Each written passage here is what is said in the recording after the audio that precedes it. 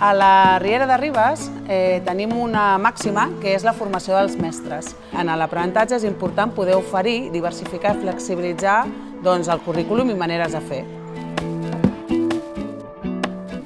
Amb aquest objectiu d'anar veient què és el que va millor als infants, ens van facilitar el tema dels rols. Són una estratègia de comprensió lectora que el que fa és que cada rol et demana una mica que facis o prediccions o visualitzis, i això és molt enriquidor quan en un grup de persones cadascú aporta aquesta mirada i es complementen i pots treure molt més suc d'allò que llegeixes.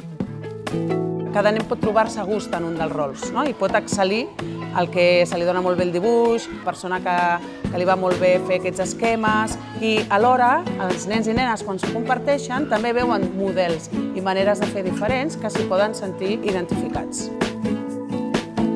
Cadascú sap i es coneix i pot fer servir una eina o una altra per ajudar a comprendre aquesta globalitat del missatge i fer aquesta comprensió més profunda.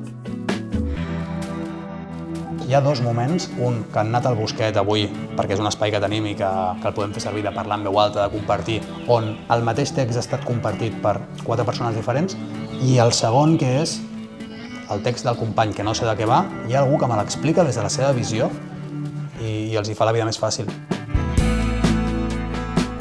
Com cadascú fa un rol i tots col·laborem i ens ho compartim, doncs ajuda, quan més rols, més entenc el text.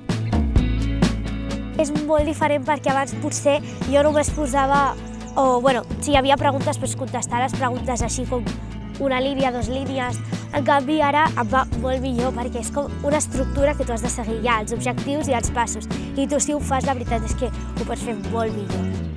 La clau és això, que en aquest moment de compartir significats és quan també estàs ampliant els coneixements previs de la resta. Nosaltres ho recomanem 100%, està molt ben explicat, el material és molt bo, és engrescador.